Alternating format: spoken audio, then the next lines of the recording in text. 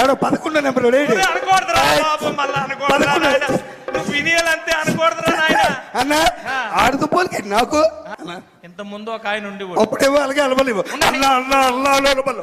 ఇప్పుడు అన్నా అంటే 4 సార్లు ఎమ్మెల్యే మారిపోయావే, ఎమ్మెల్యే మారిపోయావు. గతంలో ఒక ఆయన ఉండేవాడు.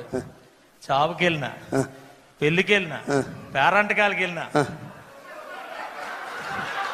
ఎవడాడు ఎవడో 11 నెంబర్ అనకూడదురా బాబు, మళ్ళా అనకూడదురా నాయన. నువ్వు వినియాలంతే అనకూడదురా నాయన.